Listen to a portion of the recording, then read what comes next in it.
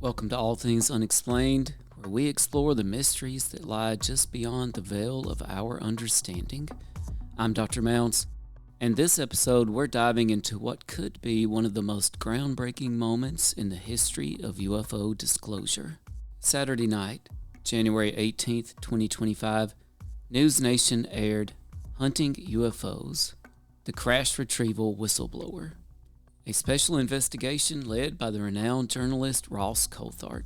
The following podcast is our live stream of this event, where we went live on our YouTube and X to get the reaction of thousands of unexplained ones who joined us with their own unexplained experiences and insights. Just a quick note, you may notice at the beginning of the podcast we have some audio anomalies, but hang in there, those get resolved as the podcast moves on. So now, Unexplained Ones, it's time to explore this potential turning point in the UFO conversation. Let's get into it. I am here to discuss the so-called flying saucers. We know now that in the early years of the 20th century, this world was being watched closely by intelligences greater than man's. Did the CIA write Wind of Change by the Scorpions? As humans busied themselves about the various concerns, they were scrutinized and studied. Dr. Loeb, what percentage chance do you give it that you have indeed uncovered extraterrestrial or non-human technology? With infinite complacence, people went about their affairs, yet across an immense ethereal gulf, intellects vast and unsympathetic threw their plans against us. All of a sudden, a stick out of nowhere landed right in front of us, and there was no tree, nothing overhead. Something threw it at us. Yeah. All things unexplained. So some of that, I think, sir, we'll save for closed session. All Things Unexplained is free to watch on YouTube and listen to wherever you get your podcasts. If you would like to support our show, you can visit our YouTube store. Additionally, you can find us on Venmo under All Things Unexplained. Be sure to check out our website, allthingsunexplained.com. All proceeds from the sales of Dr. Mounts' books on Amazon and Audible also go straight to our show. NewsNation's special report with Ross Coulthart hunting UFOs, the Crash Retrieval Whistleblower, starts right now. Tonight, you've heard the testimony about a secret government program to retrieve and reverse engineer UFOs. Has the government conducted secret UAP crash retrieval programs, yes or no? Yes. NewsNation was the first to bring you this story. We have spacecraft from another species. We do, yeah. And now, for the first time anywhere, a military veteran comes forward to say he was part of that program, with video to prove it. My work has included the recovery of downed UAP of non-human origin. Revealing how he retrieved alien craft. What did you see? I saw an egg. How it changed his life forever. What we call a psionic component to the research and development of the UAP program. And how he plans to do it again for the world to see. The skies are not classified. Your conscience can't be redacted. His account, corroborated by his colleagues, and his injuries sustained during these operations, confirmed by a Stanford professor. My personal experience is that there's something here. Will the truth set him free, or will it get him killed? People have been murdered. That seems to be the case. NewsNation presents Hunting UFOs, the Crash Retrieval Whistleblower. In October 2024, an unknown man stepped out of the shadows, arriving in our nation's capital to deliver an important message about what the public calls UFOs and the government calls unidentified anomalous phenomena, or UAPs. I'm here in D.C. this week to meet with members of Congress. His His name is Jacob Barber, and he says that for the past 30 years, he's worked in both an official and unofficial capacity for the United States government and its partners in the intelligence community. What he knows and what he's here to tell Congress could change the world as we know it. We're in this rare opportunity in human history where it's very clear that we know that there are things flying in the sky that are unexplained and ununderstood. And that's another one of the things that I'm uniquely providing information on. So what makes this guy special? Well, to date, everyone who's come forward has either described their own UAP encounter, like this famed 2015 incident recorded by F-16 aviators on the USS Roosevelt. I have experienced advanced UAP firsthand, and I'm here to voice the concerns of more than 30 commercial aircrew and military veterans who have confided their similar encounters with me. Others have alleged that there's a secret government UAP program that's been going on for decades. People like David Grush and Lou Elizondo. They say they've been told about it. They believe it exists, but they weren't a part of it themselves. We've been recovering spacecraft. Alien spacecraft. The United States has been involved in the recovery of objects, vehicles of unknown origin that are neither from our country or any other foreign country that we're aware of. But Mr. Barber is different. He says that for years he was part of that covert program, working with alien spacecraft. These days we call them NHI, non-human intelligence. And this guy is prepared to testify that he was involved directly, firsthand, in the retrieval of these craft. How long have you known this secret about unidentified, anomalous phenomena being of non-human origin? For more than 10 years. Of course, we checked Barber's records, and we've confirmed that he was an airman in the US Air Force, working as an aerospace mechanic in the late 90s. But as these documents show, he was also recruited into Air Force Special Operations, known as Combat Control. He says he ended up working in a non-official capacity for the Department of Defense and the intelligence community. What were you? What was I? Ross, I was a highly talented airplane mechanic who got to deploy on a number of presidential support missions. But Jake was no ordinary mechanic. Being recruited into the Air Force's elite combat control unit meant he had a resume that reads like something out of an action thriller. Helicopter pilot, free-fall parachutist, expert marksman, and the recipient of a NATO top-secret security clearance, a legacy of his service in Bosnia, where he won an award for an act of heroism. In addition to reviewing his official documentation, NewsNation spoke with 3 former Special Operations soldiers who corroborate Barber's credentials and claims. I know in Special Operations, you're often in some tough situations. You have to rely on each other. Is Jake Barber a person who you would trust? Oh, yes. He's a person I would and have trusted with my life. Do you think Jake Barber is a patriot? Oh, yeah, absolutely. There's a thing I know a lot of special operators talk about, that, you know, there are certain types of men who you would want watching your back in a tight spot. Is he one of those guys? Absolutely. Trustworthiness is one of the top things that we're looking for. And one of his most fervent supporters is Colonel John Blitch, a Renaissance warrior who holds a doctorate in psychology, was a Delta Force sniper, and is one of the few men to hold doomsday in his hands, commanding a nuclear weapons battalion. So you believe Jake Barber is telling the truth? Absolutely. There has been a cover-up lasting 80 years. Absolutely. We've recovered craft. Absolutely. So let's roll back. You say you were an enlisted man, and then you ended up working for the intelligence community as a contractor. Tell me that story. How did that happen? Everything changed for me right around 9/11. And I left the Air Force and was sent out to California at that time to begin establishing my cover basis for an independent contractor, so that I could serve what was coming down the line next for me. And that is the path which led to the UAP subject.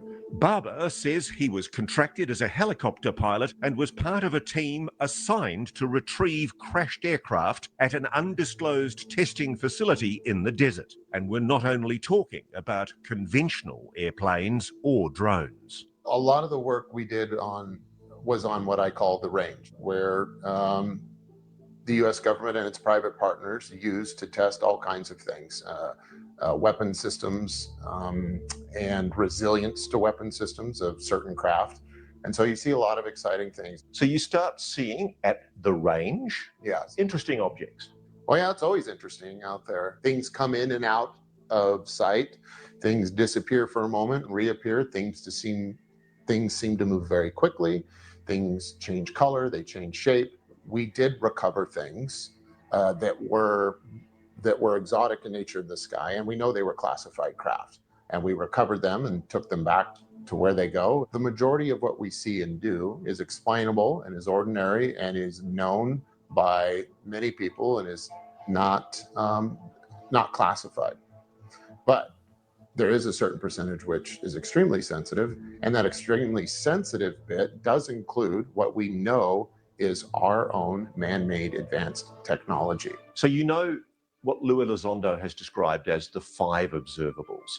So you were seeing objects that complied with those weird observables. Yes. So one of those that would raise your eyebrow is more of the transmedium characteristics, because things would come from the ground, like from the earth, from a ridge, from a mountain, or it could pass through. So they'd come out of a ridge? Out of a ridge, yeah. Aircraft that can disappear, change color, change shape? How might the US military have developed or acquired such technology? Jake says he saw for himself close up. In the rare occasion, or let's say the hypothetical occasion, something of non-human origin or source were to interface with the ground, you would deploy that same team. And that is the segue in how we got involved with this particular subject. Next, Jake Barber's first encounter with non-human intelligence. How close did you get? I got within 150 feet of this object. And later, NewsNation has acquired video evidence of Jake's claims. It has to be seen to be believed. We are not alone. We are not alone.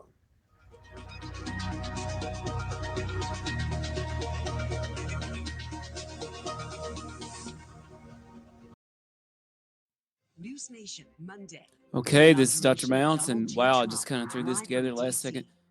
Thank you, everybody, for being here. We've got a lot of people watching. I figured out how to live stream this, and this is our official reaction video to the egg UFO retrieval. Supposedly there's video in here at some point. This whistleblower, apparently he was on a helicopter, 100, 200 feet above. So far, one of the things that's concerned me is we don't know any of the provenance of this video. Location, time of day, the year it was, the platform that the video came from, who shot it. So hopefully we're going to find out some of these important and critical details. Please say hello so I know you're here. I'm Barbara, and I'm from St. Joseph, Michigan. Skates is joining us. I want to really give a big shout out to our super chat so far. Thank you so much, Timble, Kopek. Let's not be stingy then and easy our conscious. Thank you so much for that. We really appreciate you. Thank you so much. Pluto Loco 23. Thanks, bud. I appreciate you being here. Thank you. You don't miss a beat. Prevagen at stores everywhere without a prescription. Lake Space coming through the ground. I know that's something else, right? So we are reacting to NewsNation's Ross Coulthart show tonight. Go to safelight.com and we can come to you. Sick. Our highly trained techs can Thanks, replace UFO and Alien Evidence, for being here. Hello. Right in your driveway. Have a good day. I love you. Please let me know your theories and what you think of this so far. What do you think we're going to really see with this video?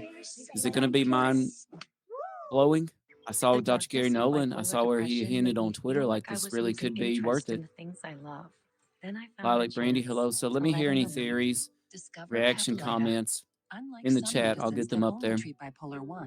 Thank you for streaming this, says Jake V60. No, thank you for joining. I appreciate you. Matt McGivern. I am Dr. Mounts, by the way. And in case you didn't know it, I'm currently also number 718. There's my Beast Games jersey behind me. I'm on the #1 show in the world, Beast Games, on Amazon Prime. Also, episode 0 is on Mr. Beast YouTube. I went pretty far. I'm not going to spoil it, but I went pretty far.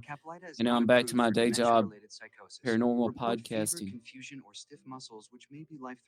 Skates, I don't want to get my hopes up. That seems to be the promise this time around. Perhaps my co-host CJ Derringer, the unexplained CJ, will join in. She's one of the great female voices in ufology. Zeta Connection, thanks for joining. Michael Boyd, thank you. Appreciate it. Fort Worth, Texas. Best steak I ever had, Fort Worth, Texas, at the Stockyards.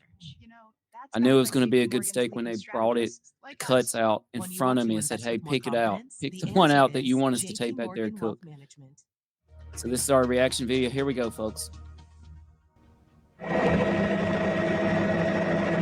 There's no doubt Jake Barber is an accomplished helicopter pilot. This is the kind of work Barber says he did after he left the Air Force as a private contractor, working for the defense industry and the US government at a secret location he called the Range. That's where Barber and his team were asked to retrieve downed craft, the likes of which he says were not just advanced tech the public has never seen. They were built by non-human intelligence. So tell me about the moment when you realized that you were involved in a retrieval of non-human technology, alien tech. So it became very clear the first time our communication process and procedure was modified. And then just visually looking at the object on the ground, you could tell that it was extraordinary and anomalous. It was not human. How close did you get? Well, I was a helicopter pilot, and I operate with 150 foot to 200 foot long line. So I got within 150 feet of this object. What did you see?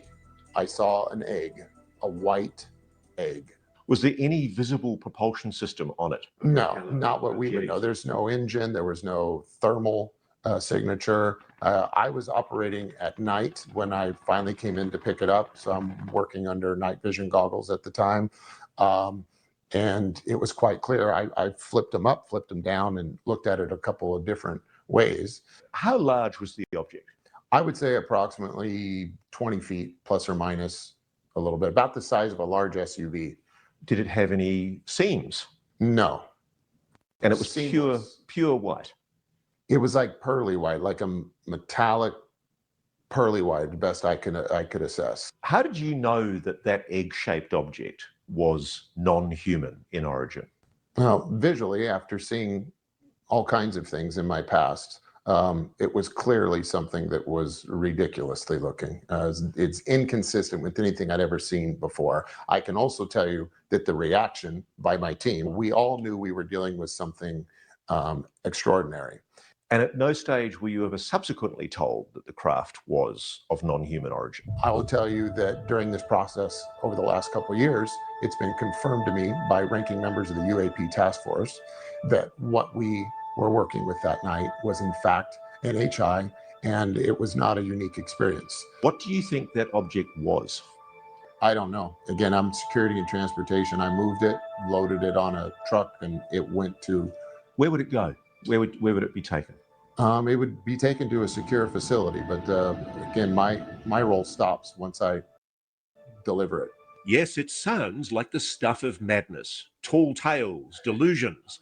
And anyway, where was the proof for any of this? NewsNation has independently obtained previously unseen video obtained from a secret UAP craft retrieval program. This extraordinary footage clearly shows an egg-shaped object dangling in a sling below the belly of a helicopter.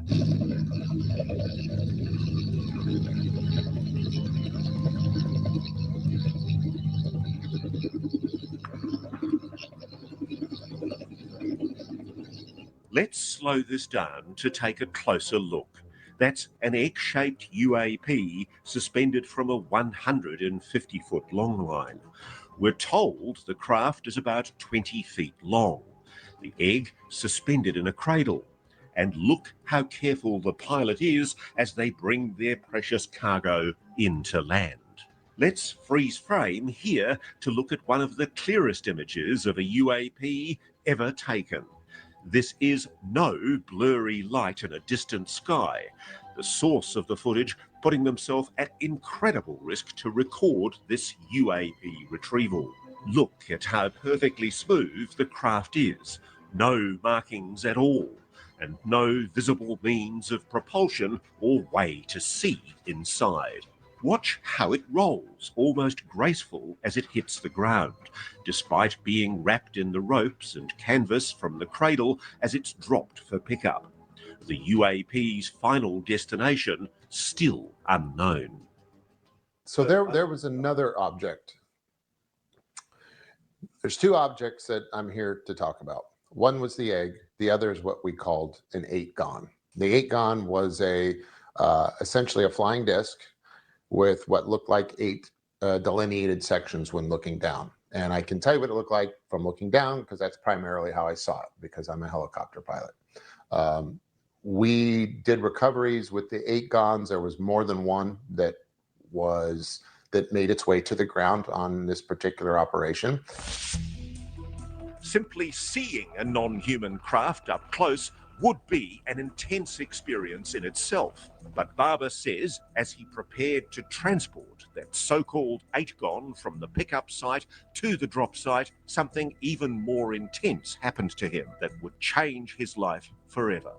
This is one of the most profound experiences I've ever had in my life I'm about to share with you, so bear with me. So as I get closer to this pick site, I start feeling odd. I start feeling extremely emotional. And the closer I get, the more the emotion starts to overwhelm me. I feel this intense hybrid of sadness and happiness and beauty and song. And it was very disruptive to me because I had a very practical responsibility at the time to operate a helicopter in the mountains at night. And I began wondering what was wrong with me. It was late. I'm like, am I distressed? Am I tired? And I don't know. But as I came over this object for the pick, there was this overwhelming sense of emotion. Is it your feeling? Are you suddenly having a mental breakdown on the job? No, I felt like something connected with me. I felt like something had tuned in to me and my soul and was providing me some sense of guidance on what to do and how profound what I was doing was. And it was so overwhelming that I began to cry. And then I'm confused as to why I'm crying at the same time. And then do I abort the mission? So I just did my best to focus on my particular cues when doing this type of work. And I got the load hooked up and I began flying away. And once it was just me and that object in between the pick and the drop site, there's about 20 miles in between, I felt like something was inside of me. I felt like I was possessed by the most beautiful spirit I'd ever been possessed by. And was it loving? It was loving. But there was a sense of sadness at the same time. And had you ever had an experience like this before? No, it was a very feminine energy. I'll tell you that. It felt like the spirit of God, but not in any masculine sense. And it wasn't like a soul. It was like a frequency that I was connected with. And whatever that force was since that night, it has stayed with me. And as crazy as this sounds, it's what's guiding me now. And it's what's providing protection for me. It's changed your life. It's changed my life. Wait a second. Humans bonding psychically and emotionally with non-human intelligence? Yes. Jake Barber says that's exactly what happened to him, and he's not the only one. And he says the government knows all about it. There is a psychic component to the research and development of the UAP program. Do psychics walk among us?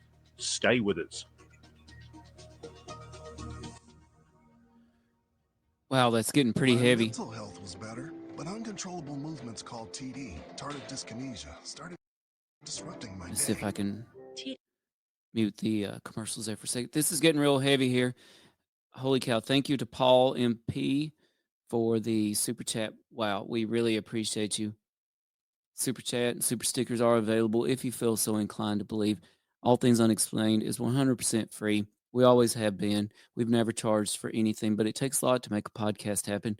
And so if you do feel inclined to give a super chat or super sticker, thank you so much. We really appreciate you. Thanks again to Tim Belk, Kopek, Pluto Loco 23, Balto, and Paul MP. And we are reacting to this Ross Coulthart special here on the egg. And they showed the egg. I mean, I need to know, what is everybody's initial reaction here to the egg itself? I mean, it looked super interesting. I guess one of the questions that jumps in my mind is, why were they setting it down exactly? I couldn't figure that out. I thought that the egg video, we were going to see where they retrieving one. Maybe this was when they were getting it back to some facility and they were just taking it back. I'm not sure. Let's see. You can imagine how people will just react by laughing at him instead of seeking to understand. I do think, quite interesting the emotion he had there. See, Lojo, thank you very much for putting this up. We are looking for it everywhere. Oh, thank you. I appreciate you joining. We have a lot of people watching, and I really appreciate all of you. Super chat, super stickers available. I am Dr. Mounts. This is All Things Unexplained. And I know I want to say shout out to my friend Andrew, who did join us recently with some tremendous video over a nuclear facility. I think it's legit. This is from Jason. Deadmike.com. Maybe the video is played in reverse. They were picking it up. You know what? Hey, interesting. That could be. TD Gaming, he's been here a while. If he's the pilot, he would have footage of ground level, but still, yeah. The thing is, the whistleblower, I'm pretty sure, was on the helicopter. Timestamp of egg. That's a good question. Did they say where they were? The chat's really blowing up. I appreciate you. I'm doing my best to keep up with the chat and see if I can figure out what's going on with this video. Matt McGivern, this is incredible. Thank you for streaming. Hey, I appreciate you, Matt. Still looking for everybody's reactions to what we've seen so far and some of the things that we've been told.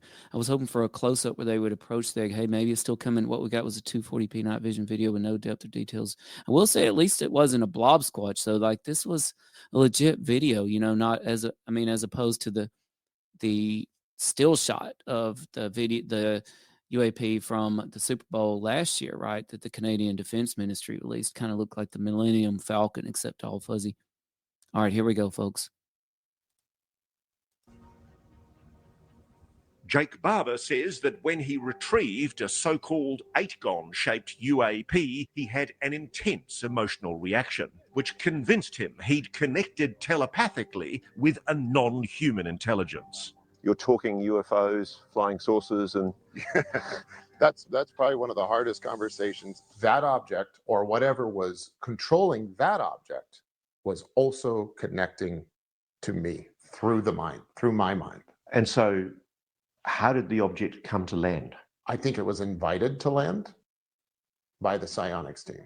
Jake says his mission that night came from no accidental crash. The UAP was summoned by a separate team, a special team with special abilities. They're called psionics.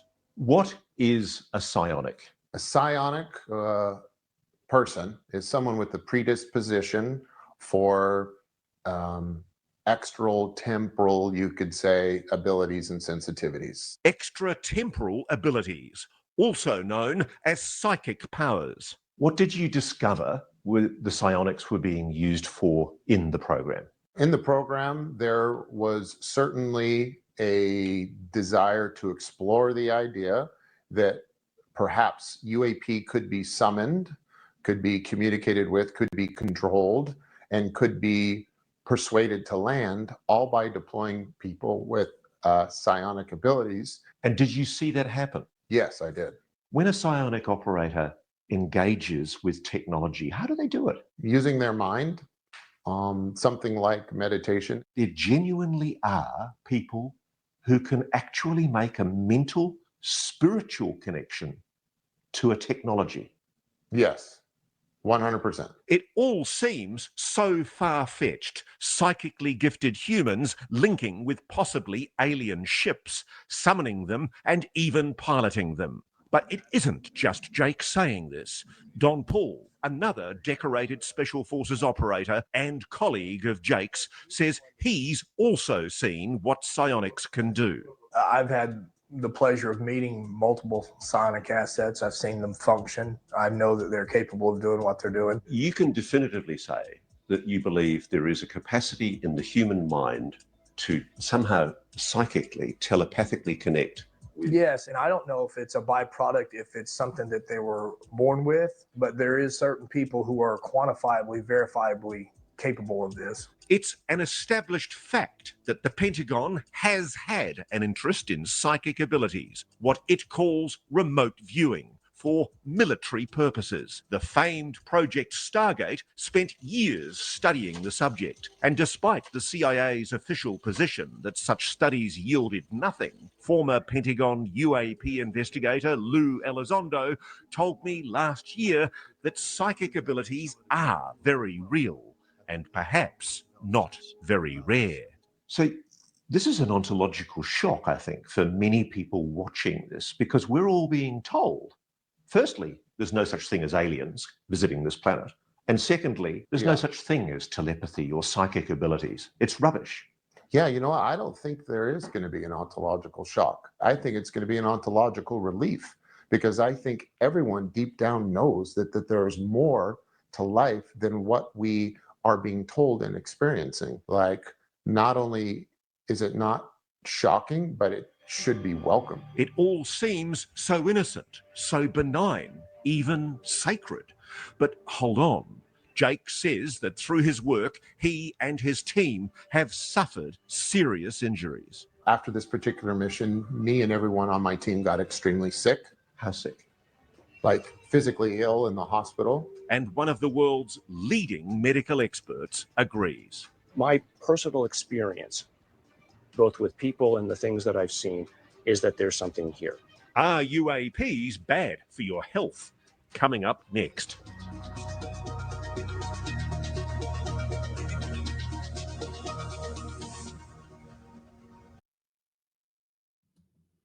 Okay, so major things there. First of all, thank you for everybody being here. If you feel so inclined to subscribe to All Things Unexplained, we really appreciate it. I am Dr. Mounts. Some things that hit me there. Psionic team, keep your reactions coming in, by the way. We're always free. We really appreciate your support, and we depend on it. Special shout out to Ash for the $5 super chat. To Finn, P. Finn, thank you so much. Appreciate it. Some things that stood out to me, Psionic team, Rao. This really is reminiscent. Why so many commercials? That's a good question. This really is reminiscent of the Reddit whistleblower that came out a little bit ago.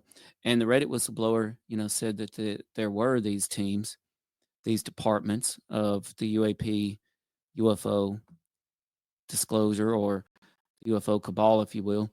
And Psionic team, it was kind of one of them, right? And remote viewing, we know that that's a real thing. The CIA's investigating that. He brought up Project Stargate. I'm impressed with how quickly they threw this together, but it also makes you wonder how long they've been holding on to some of this stuff. The injuries we've been hearing about. And, we've been told at All Things Unexplained, people have family members that are on some of these vessels that at least have encounters over the water. And they said that there have definitely been casualties and fatalities with UAP encounters. And they're real easy to just write them off as training accidents, that sort of thing. Pierce Van Cleef Ross said 2 years. A loop? I don't know. Maybe. William, does someone have to link to the Reddit post? No, that Reddit post actually disappeared. So the person that posted that disappeared and the post itself came down. we're going to talk a lot more about that soon. We actually have a book coming out where we talk a lot more about that Reddit post. So I really want your reactions to things we've heard so far. We saw a video of the egg. I'm not sure if it's going to be the only egg video.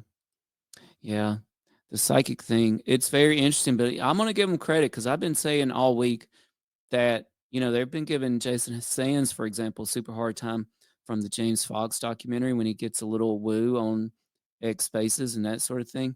But if you dig a little bit into any experiencers, or it seems like most any experiencers and encounters and this sort of thing, there's always much more to the story. But the documentaries and movies and television shows and things, they kind of sanitize it for the general public, right? So it seems like usually there's only so much they're going to say.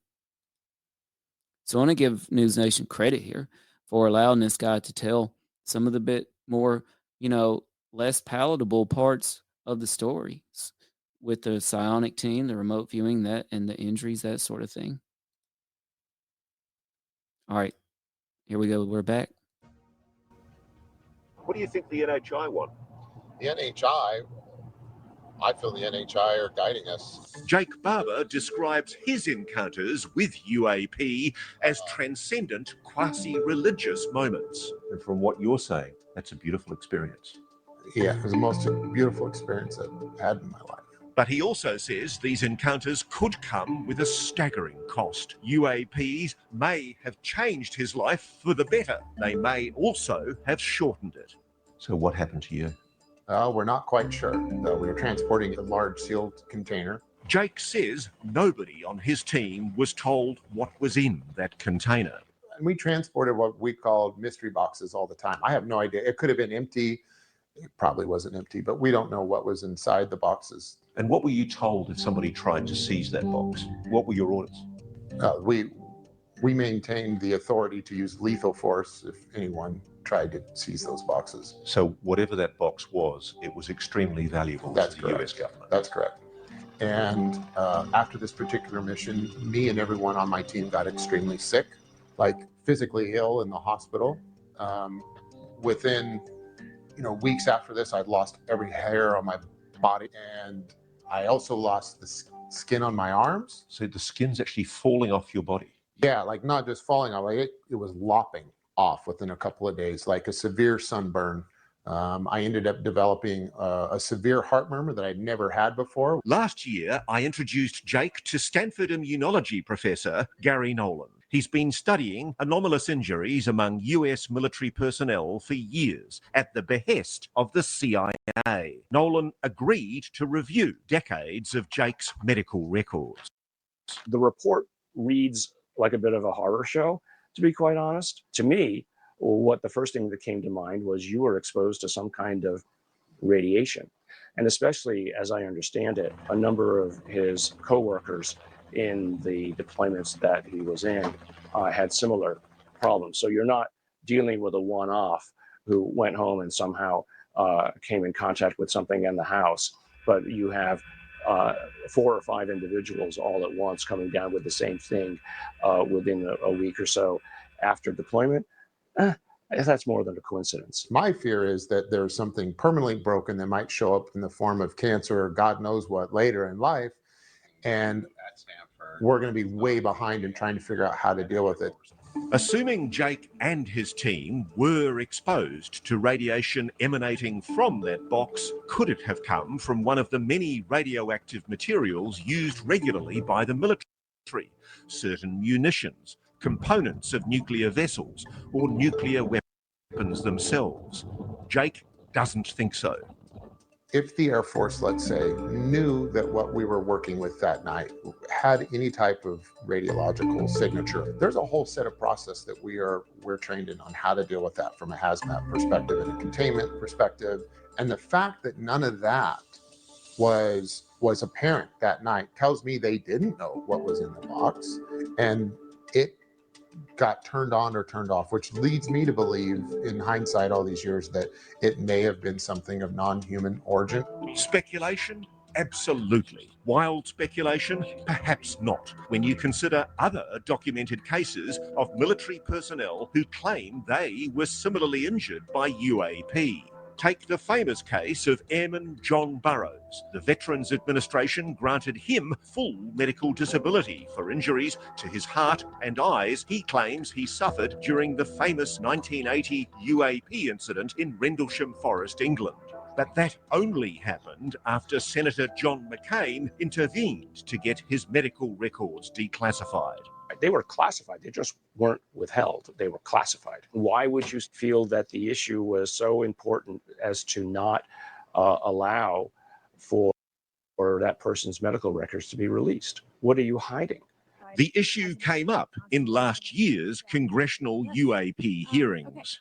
How can the government deny we have recovered craft if they're paying people because they've been injured by recovered craft? Ma'am, that's a great question. That's why I think we're here again, because I've seen the documentation by the U.S. government for several of these individuals who have sustained injuries as a result of a UAP incident. What did happen is silence either unethical or an administrative oversight that needs investigation by Congress, because we shouldn't be putting people like this under such circumstances. The good news is that now, under Dr. Nolan's care, Jake is getting proper evaluation and treatment. The bad news is Jake believes there's another, more imminent threat to his health, his former employer. People have been murdered. That seems to be the case. Stay with us. Okay, everyone. Our mission is to provide complete balanced nutrition for strength and energy. Okay, this is Dr. Mouse. This is All Things Unexplained. If you feel inclined to subscribe, please do. I want to give a special shout out again to our super chats. Thank you, Raphael Lewis. Thank you, Jerry Baby. Thank you, Veteran Biker.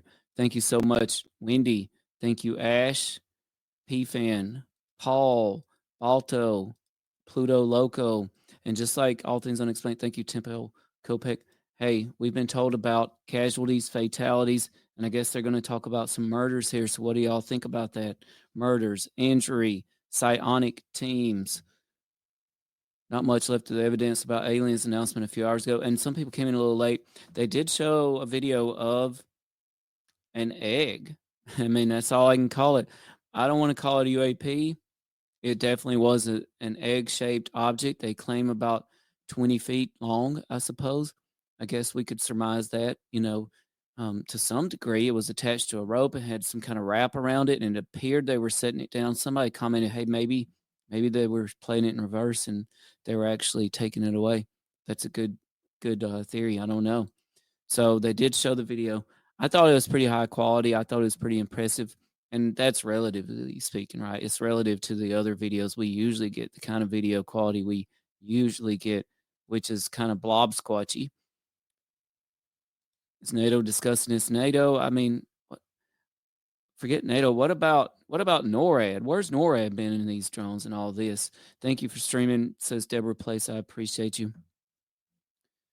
Rick Davis, if he's had two separate, we've gotten some really great experiencer things in here, and so I want to go back over these.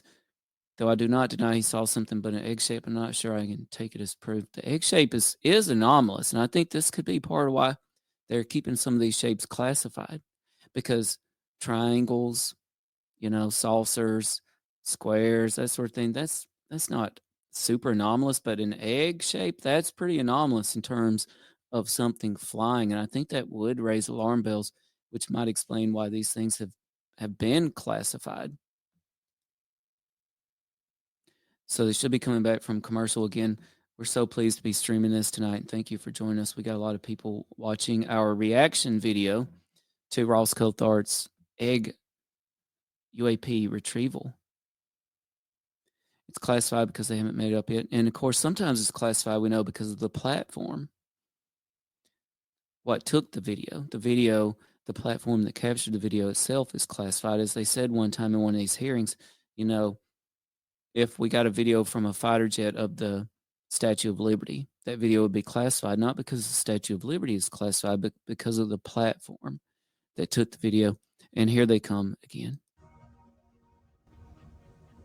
It wasn't just the United States government interested in using Jake's expertise working with UAPs and psionics. His skills were also needed by private companies involved in the top secret program, and his assignments soon took a turn from recovering UAPs to something more sinister.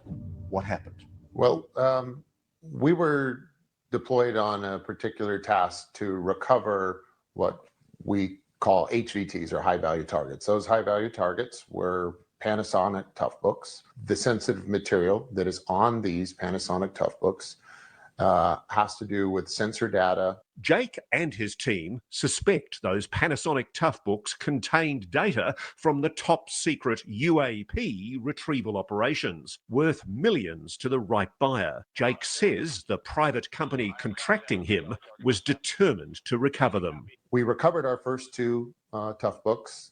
They were in the high Sierras. We got back to our base location and then went through them and took photographs, discovered that the hard drives were missing. Jake says his team arrived too late. The hard drives containing the data had already been taken, and it became clear to Jake that not all was what it seemed as his team set out to recover the missing data. The next piece of intelligence that came through led us to a lake, a high altitude lake, and we found the hard drives in a sealed steel container 25 feet underwater. Wow. Yeah. So someone's going through a lot of effort in order to hide these things. Hidden, but by whom? What began as a straightforward recovery mission proved to be anything but simple, and Jake says things soon took a nefarious turn.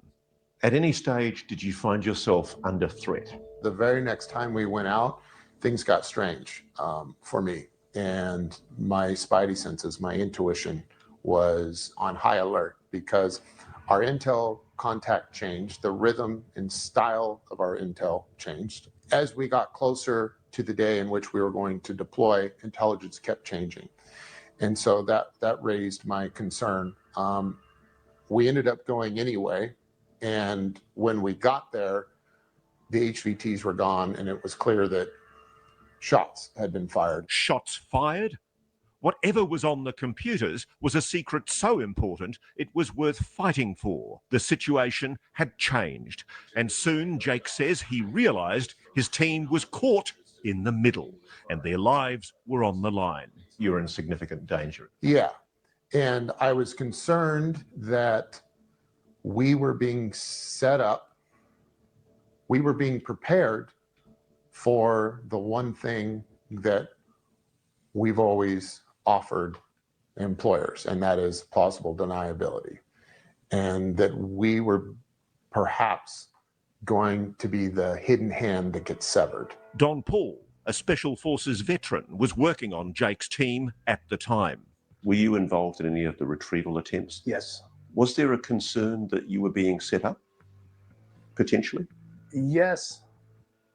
Setup is a mild term. The fact that people have lost their lives involved in this type of activity, and the lengths to which people have gone to suppress politically uncomfortable truths is such that there is risk involved. Do you think that, without naming them, the private aerospace company that retained you decided to kill you?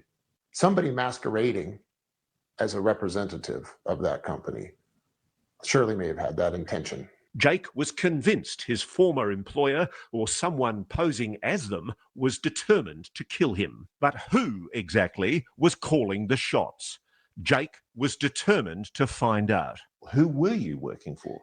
It was obvious to us at least who the employer was, but they were now in question, in my mind, as being part of the problem. Jake was on the hunt, using his skills and vast network of contacts to determine just who was behind this shadow war fought over these missing hard drives. And he says the trail led him right to the top. This past spring, Jake and his team were in Washington, D.C., conducting surveillance and eventually confronting one of their prime suspects. So I reached out to the director of security for the particular organization and set up a meeting with them because there was only two truths in my minds. Either they were complicit or they were compromised. What was his reaction? Was he nervous? Oh, he was nervous. And so he told you to forget it. He said, it's in our best interest to move on. If he had any knowledge at all, it was clear he's trying to distance himself from it. Jake was no closer to finding out who exactly wanted him dead, but he knew that he was no longer doing the mission he signed up for when he first enlisted, protecting Americans. To make it stop, he would need more than his hand-picked team. He would need Congress, he would need funding, he would need to go public. And he would need us at News Nation to reveal our own startling UAP footage. That's next.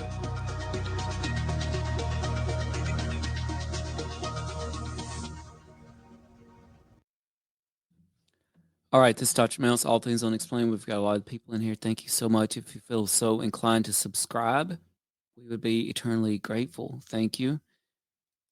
And yep, lots of reveals here. Let me know what you're thinking. We got lots of comments popping in. If you feel so inclined to do a super chat or super stickers, All Things Unexplained has always been free, and we completely depend on listeners like you. So thank you. Paul, there are many credible public whistleblowers already. Something interesting that I like about this, there's multiple people here. So it's not just this one guy. There's another guy backing him up. And that carries a lot of weight. That adds a whole new level to the things that we're hearing. I'm super intrigued by this missing lake because shout out to Dr. Astrid Stuckelberger. She came on the show to talk about CERN, C-E-R-N, CERN, the Large Hadron Collider they've got there. And she revealed a secret CIA base under Lake Geneva in Switzerland. And I can only assume that's a high altitude lake there in Switzerland. So that came to my mind immediately when he said, hey, high altitude lake, hidden, high value target under the water. Really interesting, especially given what other people have told All Things Unexplained. Do you think Sean Ryan would interview this guy? That's a great question. Sean Ryan, of course, recently broke the big manifesto from the Cybertruck bomber. It's the Humpty Dumpty UAP. Do the Humpty Dump. That reminds me of, everybody remember that song? And I thought it was called Reformer, but it's called Informer. That's like a 90s rap song. I may or may not have participated in a free Pilates class this morning, and they used these machines called Reformers, and I just had to laugh every time they said the word Reformer because I kept thinking of that song Informer. How many are watching Corbell's show on Tubi? What's that about tonight? I've seen him and Elizondo have had a lot going on here lately. So yeah, I was really intrigued by the high altitude lake and the target, the high value target underneath there. If you're joining us late, they did show an egg video from a helicopter. We can, I guess, assume it was a helicopter. It looks like the video might have been made from the helicopter. It was something flying, and it was suspended from a rope. Had some sort of wrap around it. Couldn't see any seams. I mean, it did indeed look like a giant egg attached to a rope and some sort of wrap. Miss, I appreciate you being here. You're watching it. You are indeed watching it. We're live streaming our reaction video to Ross Coulthart, NewsNation's egg retrieval. Where's the bacon? Where's the beef? Anybody remember that? Here we go. J. Trump, live from DC. Wait, I thought they were back. Special coverage begins at 9 as Blake Berman sets the stage for the big I'll just day. Then at leave 11, it playing join here. Chris Cuomo, Elizabeth Vargas, Leland Bittert, and Chris Steyerwalt from the Keep your reactions to coming. the presidential parade. We'll take If you feel so inclined to subscribe to All Things Unexplained, we really appreciate you. history-making moment. Inauguration We've day always coverage been starts at free. 9/8 Central, only on News Nation. And here we go. Jake Barber says it's now time for the public to know. That's why he's doing this interview. But he's doing much more than talking. And what you're trying to do now is replicate in the private sphere what's being suppressed in the public sphere. Yeah, we're not looking back. We're looking forward. I am absolutely confident that we are capable of generating the type of high quality sensor data and photography and film evidence that everyone is wanting. So who exactly is we? Our organization is called Skywatcher. We have been recruiting guys from within the program and women, and are forming a new team in coordination with government agencies. And we also have the funding through venture capital. Can you name those agencies? Not at this time, but I hope to very soon. Jake's Skywatcher team has already deployed on behalf of the US government to investigate last year's drone sightings on the East Coast. But before that, they were on the hunt for something even more elusive. In August of 2024, Jake and the Skywatcher team conducted their own operation with a psionic asset to see if they could summon a UAP themselves. Look, there's two. Look at this. Look at this. Look right here. Look at this one going down and this one going up. This footage from another Skywatcher operation showing the team's protocols. The team hoped to quietly gather evidence for Skywatcher, but instead found themselves in danger once more. And Jake says a UAP dogfight erupted in the sky above them. He believes the craft summoned by the team was warring with a rogue UAP piloted by an unknown entity attempting to intercept Skywatcher's operation. Tell me what happened. So we set out to do this operation. Right away, when the psionic asset went into meditation, he is reporting that he is engaged and in fact piloting a craft and is bringing it in. So he's actually telepathically controlling alien technology. Yes. Yes. As crazy as that sounds, that's exactly what we set out to do, what he reported we would do. And then things got a little weird. Right about I'd say 4 or 5 minutes into the operation, he goes, something's going on, something's wrong, get me out of here. And right about that time, our Overwatch Fred looked up to the sky and saw a disc, a classic lenticular shaped disc. That was Fred Baker, Special Operations veteran, now part of the Skywatcher team. So he was flying the egg. And then when we had to pull him out of this, that's when the egg dropped. Wow, so at the very moment that he's essentially detaching his mind from the object, you see it fall. Correct. Professor Gary Nolan was there that night too. What I did see was an individual who, in the midst of attempting to call such an object, it was clear that he was in distress at the moment of the supposed interaction. And at that moment, something is seen. When we reviewed what it was that the person on the roof had seen, both by drawing and by videography, something showed up. Can we see the egg? Yeah. So here's frame one. It passed across our entire 69-degree angle of view in 0.84 seconds on our sensor. It comes into frame here. So that one there does look like just an upright oval egg. Oval egg. And is that similar to what you've seen in the program? Oh, yeah. This is exactly the same thing. Aside from releasing data and footage like this to the public, we're told this video was among those sent to the All-Domain Anomaly Resolution Office, or ARRO, the Pentagon organization responsible for monitoring UAPs. The egg resembles the UAP encountered by US Navy fighters off the east coast of the US in 2015, suggesting a connection between these anomalous objects. But until now, it's never been shown to the public, making Jake's mission even more critical. The Skywatcher team feels it has to push the federal government to act. Witnesses at the congressional UAP hearings have been saying the same thing. The Pentagon, the intelligence community is treating us like children. It's time for us to know the truth about this. I think that we can handle it. Jake Barber has been to Capitol Hill too. NewsNation has confirmed that this fall he met with staffers for Florida Senator Marco Rubio, now President-elect Trump's pick for Secretary of State. I feel I was I was able to fill in gaps that have been there for a long time that no other whistleblower has been able to do. A lot of people aren't going to believe this. What do you say to those people? I'm not here to make anyone believe anything. It's exhausting. I'll paraphrase the book of Matthew. You will know us by our fruits. Stay tuned in and watch what our new project is about to do. And prepare to be dazzled.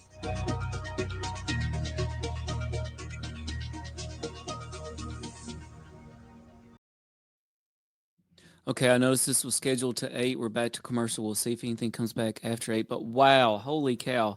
They just said a whole lot of stuff that just blew my mind and brought in so much more surrounding ufology pieces in with it. This Jake Barber, he's bringing in so much stuff here. They brought in Arrow. Now Susan Gal's reaction. Somebody brought up the Tic Tac earlier, and now Ross just laid it out there. Are these eggs the Tic Tacs? You know, they talk about Skywatchers, this program, I guess, and are they doing CE5? It seems like this is CE5, right? Close Encounters of the Fifth Kind.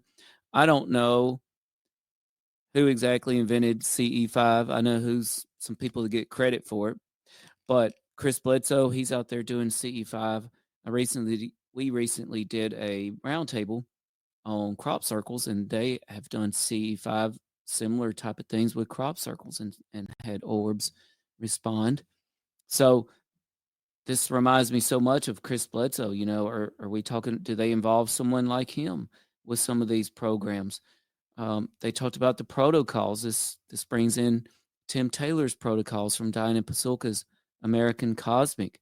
You know, they brought in, holy cow, a UFO dogfight in the air, and they had video, and Dr. Gary Nolan analyzing the video of the dogfight. I admit this is pretty mind-blowing. I had low hopes for these videos tonight, but this is kind of blowing my mind right now.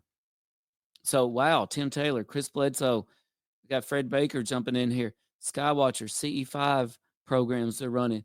CE5 Summoners in Distress. Psionic Summoners in Distress. Protocols, dogfights, Arrow. Let's get some of your reaction. By the way, I want to shout out to Paul. Thank you so much for another super chat. Amazing super chat. Paul, MP, thank you so much. We really appreciate you. We couldn't do this without you. Sub, if you feel so inclined, like, share, comment. So, and we're also getting so many amazing interactions here. I was a whistleblower in government. This is from Message Board USA. Interesting, and I prevailed and was compensated for what I was put through. A very difficult time in my life. And we are hearing about those sorts of things. And it looks like they're back, so we're going to rejoin them. In Gaza, will there be a standoff? Nope, false alert. A handoff? I did start a couple of things that blew my mind here. First of all, this from Chip happened. Informer from the Canadian group Snow, the lead singer, friend of my buddies. No way. That is crazy. I was talking about Snow, Informer, today. Wow. That would be a cool group to hang out with at a party. I just know it. Somebody from Switzerland joined in. I think there are cities and villages around most of Lake Geneva. I don't think anyone can build a base on a lake without getting caught. You know, that's probably a good observation. Targeted. What we know about the mass deportation campaign. Plus, the firefight far from over in California. So let's see some more reactions here. This is live, All Things Unexplained. One of the things sets us apart too. We're usually live. C5 is real, but this UFO egg crash retrieval video is beep. We'll see. I'm going to leave it rolling in case Ross continuing the conversation comes back on. I think he is. NewsNation's I think Ross is coming back. This brand new video of an alleged UFO retrieval. This was never before seen until tonight. Yes, there's the egg. Hour. A white egg-like object with no visible propulsion system or engine.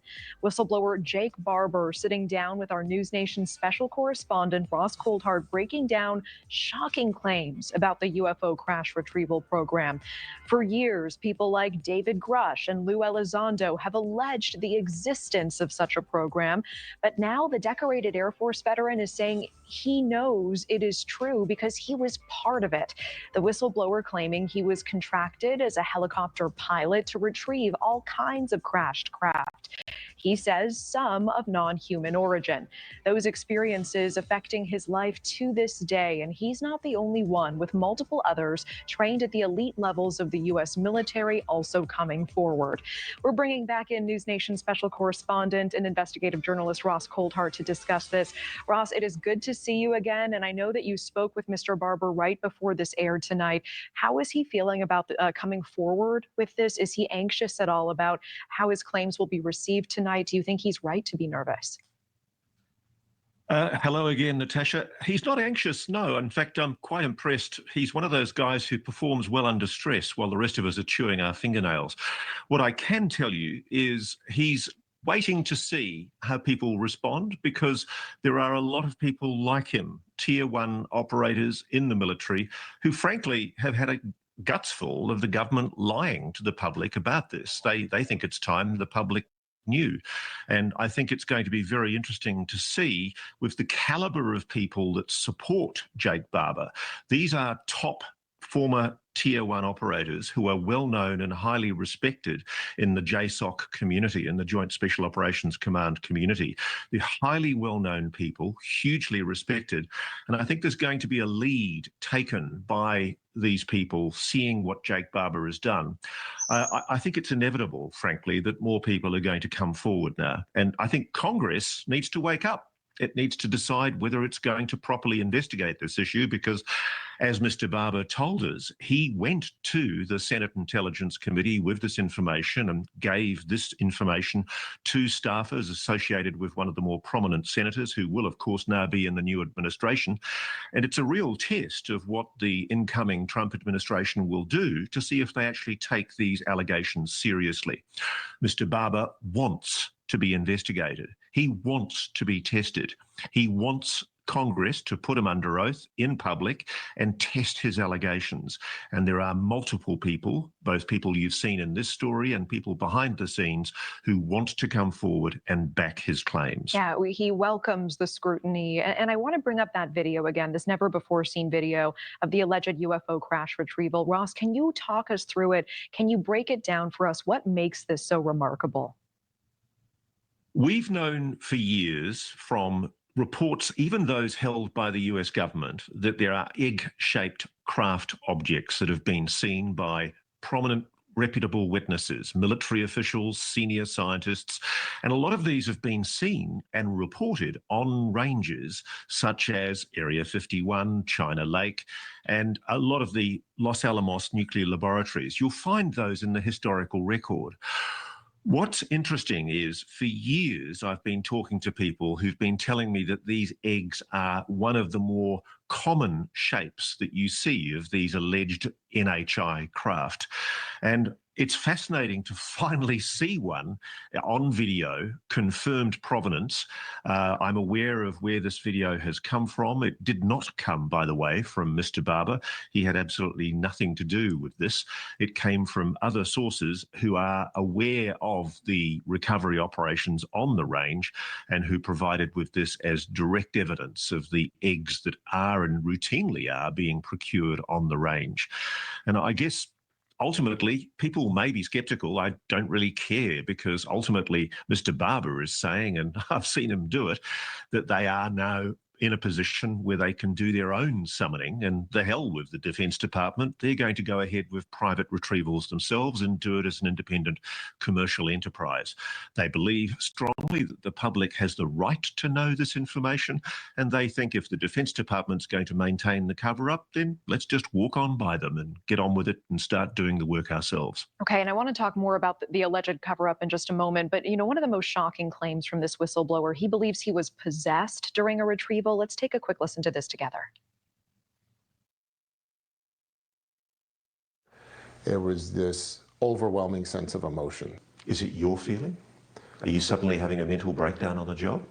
No, I felt like something connected with me. Once it was just me and that object in between the pick and the drop site, there's about 20 miles in between, I felt like something was inside of me. I felt like I was possessed by the most beautiful spirit I'd ever been possessed by. Yeah, he's emotional here. Ross, what do you make of these claims? Because it really struck me. You even asked him in the middle of this interview, were you having a mental breakdown on the job? Do you believe that Mr. Barber is credible, that he is sound of mind? Oh, yeah, no, absolutely. No, I've got no doubt at all. I mean, Mr. Barber has been running operations for a very prominent aerospace company on a very, very secure military range right up until very, very recently. I'm sure he has passed all of the scrutiny and tests that have been provided by the government to ensure that the right people are in the job. I have spoken over many years now to many people who are experiencers, particularly, interestingly enough, tier one operators, people who've operated at the very elite of special forces, and not just in America. A lot of these soldiers have had these encounters, these sensations. And frankly, what's fascinating is all of them describe them as profoundly life-changing spiritual experiences. And I know people might giggle and laugh at such an idea, but I think we are on the edge, Natasha, of a profound paradigm shift in human understanding of the phenomenon. We are about, I think, to find out the full truth about what these UAPs are. I think it's inevitable. It might take months, it might take years. I suspect it's taking months. But I think eventually what we're going to find is that there is a very strong link between spiritual ideas, human consciousness, and the phenomenon of unidentified aerial phenomena.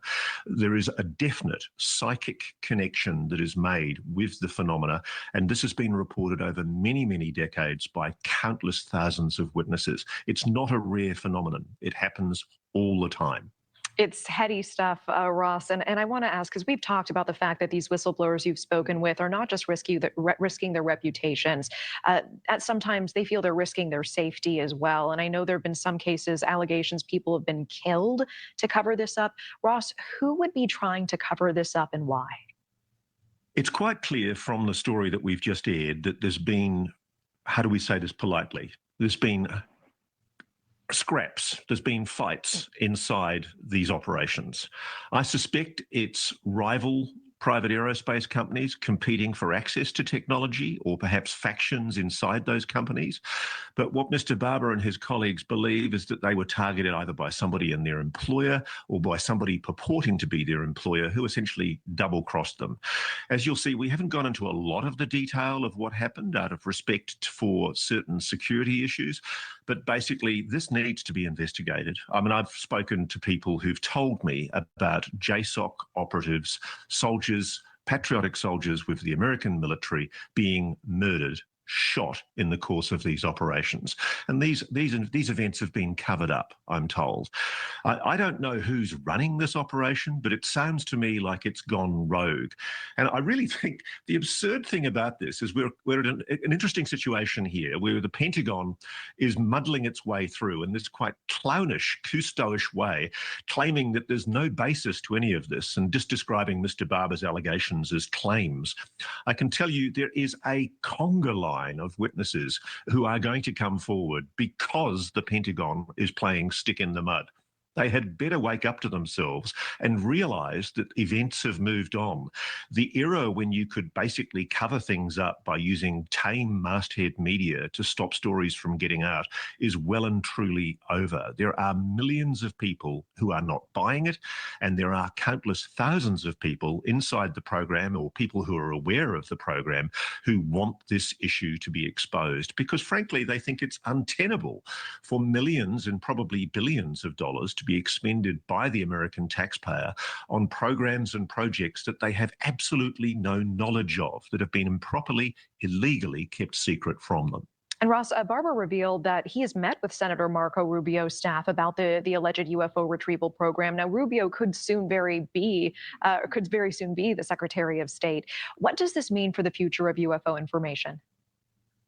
Well, as you know, I had a direct conversation with Donald Trump Jr. earlier this week where I put it to him that his dad's got an opportunity here. I mean, the new president has a mandate. He has a mandate to investigate this issue because, frankly, it's there. The evidence has been there sitting inside the Congress before various committees, the Armed Services Committee, the Intelligence Committee, and essentially it's a matter for the staffers to get their political representatives wound up about it.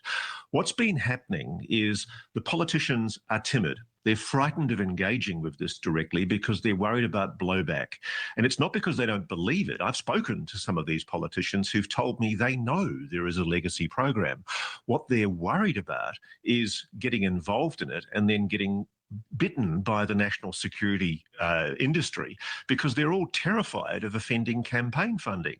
What this is all about is not offending the hand that feeds you. So many politicians are compromised by defence spending, and the biggest lobby in Congress is the Defence Department and the intelligence community. And when President Eisenhower warned at the end of his administration that the military-industrial complex was a threat that needed to be reckoned with, he really did know what he was talking about. And 70 years later, it's come home to roost. Jake Barber and many other people are alleging to me that there is a cabal inside the national security complex. I suspect President Trump would call it a deep state, but the evidence of this deep state is there to be found if Congress bothers to look. And what are we voting for these political representatives for if they don't show some courage and get out there and start doing the digging that's needed? We need a public inquiry to put these witnesses in a public hearing and have them deposed and questioned under oath. And Mr. Barber is prepared to do that, and so are all of his colleagues. And the Defence Department seems to be maintaining the impression that it can just go on lying through its teeth about this, and frankly, it's time to call them out. They are lying, and it's time they were exposed. Oh, wow. Okay, Ross, we appreciate it. I know that public interest could not be higher in this topic, and I appreciate the level to which you have continued to pursue this more than 2 years now on this specific story, and so much is unfolding every time we speak with you. Ross Coulthart, appreciate you and your reporting as always. Thank you. Thank you. Okay, so they're switching gears. I'm going to reduce the size of that for a little while. I want to say thank you to everybody for being here. Subscriptions appreciated, as are likes and comments and shares. Shout out to our super chat, and super stickers still available. I want to highlight some of our previous comments that I wanted to bring back up from a few people. We talked about the informer thing, super cool. One from Born to Survey. Oh, we talked about that. Lake Geneva. John McCardle. Here we go. I'm from New Jersey and saw a large, massive triangular craft on my way to work at 5 a.m. around 1997. Maybe 500 to 1,000 feet above the ground, made no noise. I didn't tell anyone for 15 years, scared me to death. You know, our own military advisor, Mr. J, had a very similar triangular craft experience just down the road from the All Things Unexplained studio here in Central North Carolina. And you know what? I think there are a lot more experiences like this out there. We just got to have to get the word out about them. A lot of this is reminding me of the UFO cabal. You know, Bob Salas, witness of the famous Maelstrom incident, the nuclear facility in Montana. He told us, hey, there's a UFO cabal out there. That's the ones in charge of all this. And so we've been using that term ever since. And we kind of think that it's out there, the UFO cabal. Armageddon, some demonic and some for the good. I made a note about, you know, they really tied this into some spiritual components, and we've been hearing about that for a while. And here at All Things Unexplained, we kind of believe that, you know, none of this is mutually exclusive. Religion, the things that people talked about in ancient times, were they just describing what we are still seeing today? We think it's quite possible. Armageddon says that they are a contactee. We appreciate you joining us tonight. I think we had a lot of experiencers in the chat tonight, which is really telling. We really appreciate all of you. I can't wait to pour back through the chat and see what all experiences have been mentioned here. One alien too. The grass isn't moving. You know, I noticed that too. I looked at the grass. I wondered, could I get an idea of how big the egg was by looking at the grass? I couldn't. I'm gonna have to watch it in slow-mo and do some further analysis. I don't know. That's a great question and a great observation. And somebody pointed out, good point with the missing rotor wind. You know, I don't know. Is it too high? Is the helicopter too high for rotor wind to be noticed on grass? I think one of the problems here is also I don't think we can tell how high above the ground the egg is. So we have some data problems here. We don't know how high the helicopter is. I don't believe they mentioned that. We have a lot of missing data. We don't know how long the rope is. We don't know how far it is between the top of the rope that we can see in the video and the helicopter. And we don't know how far between the egg and the earth it is, ground level, whatever that may be there. So I think with all those unknowns, it's really impossible to determine a lot of things. Now, we might be able to get an estimate of how big this egg was by using some standard military or other rope sizes. I suppose we could guesstimate. We might could determine how far it is from the top of the rope of the video we're seeing to the egg and figure it out that way. John Demore said, thank you for doing this. Thank you, John, for being here. We appreciate you. Spacious said a few years ago, and here's another experience, an opaque white egg-shaped UFO flew silently, horizontally, a few feet above my house as I walked my dog in my backyard. Like I said, I think there's a lot of experiences out there just like this. They're keeping some of these shapes classified, and I think, again, because it could be because they're just truly anomalous, right? Like, you see a flying egg, that's not normal. CeeLo Joe, thank you again for broadcasting All Things Unexplained. Much appreciated. We appreciate you, CeeLo Joe, for being here and joining us tonight. Christopher Gentry, this is proof, but it's also not proof. This year we will find out about aliens, but not tonight, and that may be the case. Let me see what's happening in the live chat now. Rowdy Roddy, you know, we talk a lot about They Live. That's one of our favorite movies of all time. Shout out to Rowdy Roddy Piper. Rest in peace. It looked to be maybe 10 to 20 feet off the ground. Thanks for telling us this. At most, at the start of the video, was looking at shadow for reference. So what do you think, Rowdy? Do you think we should see some sort of rotor effect? And how far should we think that the top of the rope in the video is to the actual helicopter? And by the way, I'm not sure we actually know that there's proof that it's a helicopter. They said the line was 150 feet and the craft is 20 feet long. Okay, got you. So 150 feet, we might be able to come up with a pretty good estimate. I have to do some trigonometry there. When I was 18, I had many experiences. One in particular, I woke up and saw a large blue ball of sparkling electrical energy. It bounced off my bedroom walls.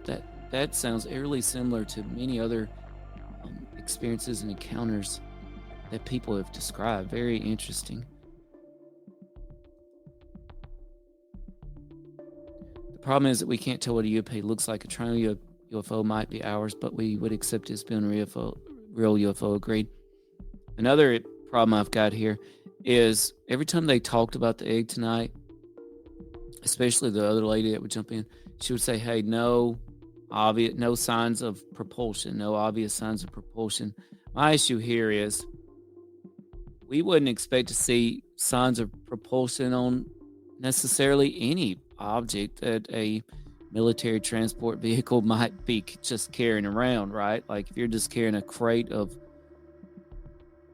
ammunition or weapons somewhere, we're not going to expect to see signs of propulsion on a crate, right? So I have a slight issue with them attempting to convince us this is a UAP and saying things.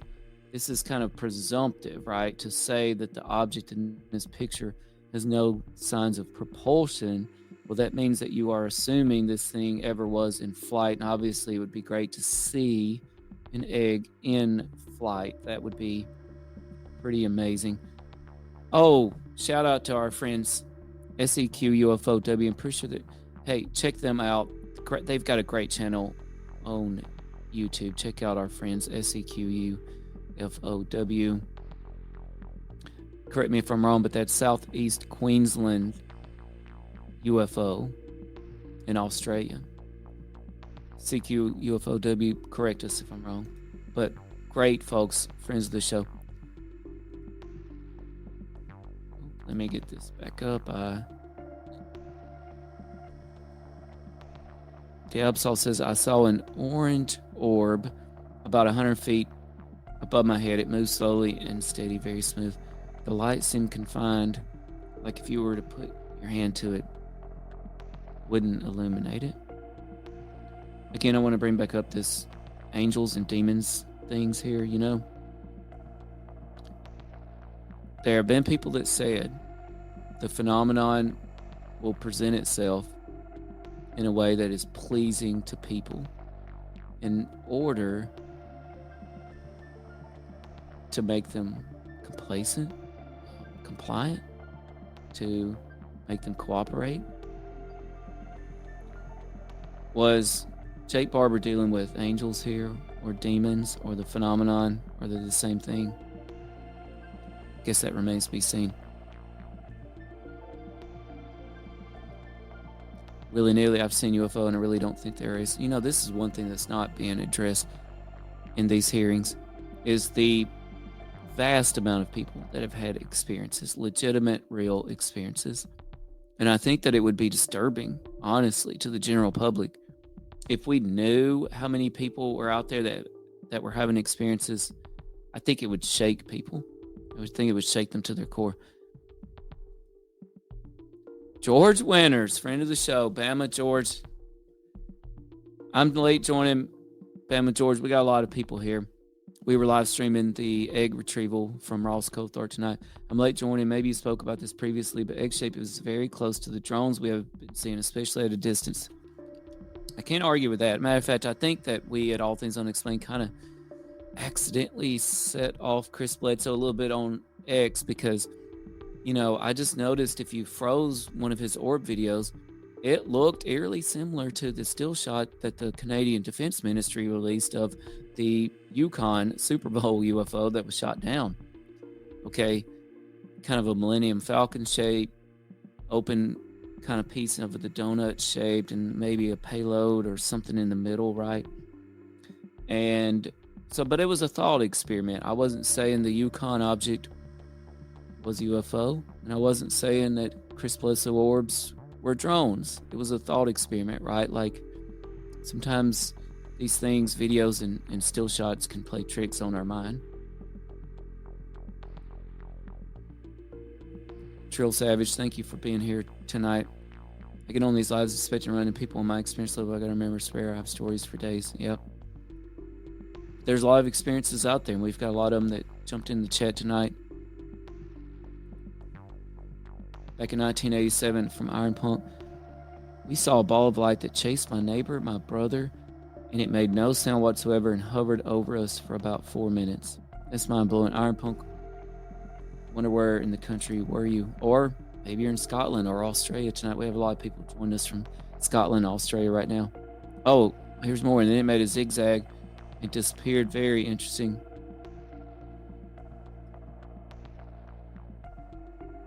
I'm at the first commercial break right now. Yep, there's been a lot. I want to bring this up too. One thing I was worried about is that the spy balloon, right? Like, these spy balloons are a part of this story, whether we like it or not, in terms of objects that people are seeing in the sky. And I've been worried that the general public, and perhaps even part of the military, if one of these spy balloons, and this last one was gigantic, the one shot down near Myrtle Beach, if it were to crash, okay, and we're above it, in a helicopter, whatever, and looking down on it, say it's deflated some, would it look like an egg? I was worried about that. I didn't know, but clearly we have to factor in things like giant white spy balloons into all this. Not sure how it's all connected.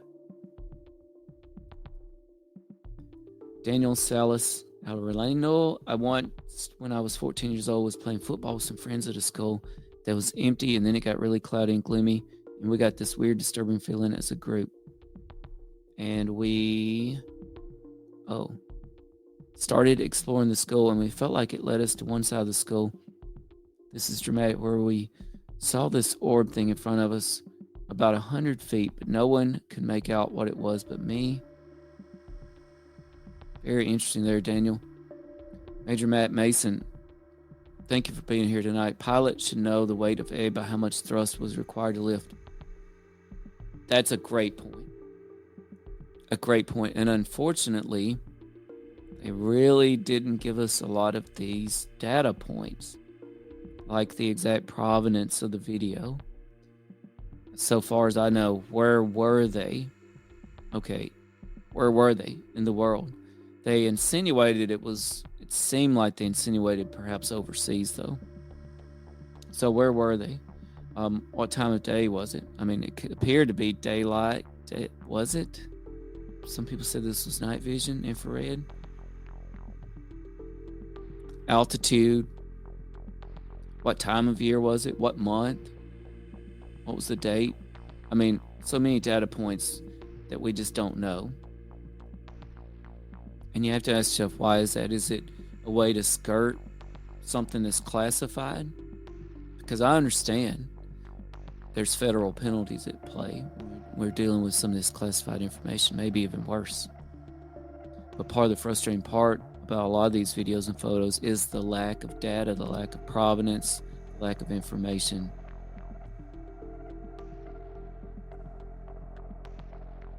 What a grip. The video wasn't obtained by Barber. It was provided to News Nation by someone who was aware of the crash trooper and submitted as supporting evidence. Well, I will say I understand the frustration, but at least there is a video and other people providing supporting evidence, including someone we do respect, Dr. Gary Nolan at Stanford. So I think that's a very big deal. They also have more videos, more orbs. I'm a captain. Just not sure where to send the videos. Hey, all things unexplained at yahoo.com. Gabsol. Send us anything you got. You know, we don't just have big name folks and big name videos on here. Shout out to Andrew, who recently came on with some amazing videos, and we had him on live of orbs and other objects he took and some friends at a nuclear facility. So we got 100% provenance there on those videos. Everything that people like Make West call for. And by the way, those have they've not been debunked. They've not been attributed to airplanes because you can't, right? You can't. The airplanes just weren't coming in and doing a U-turn, going back the other way around after circling around a giant, weird green diamond-shaped craft. And we had all those videos.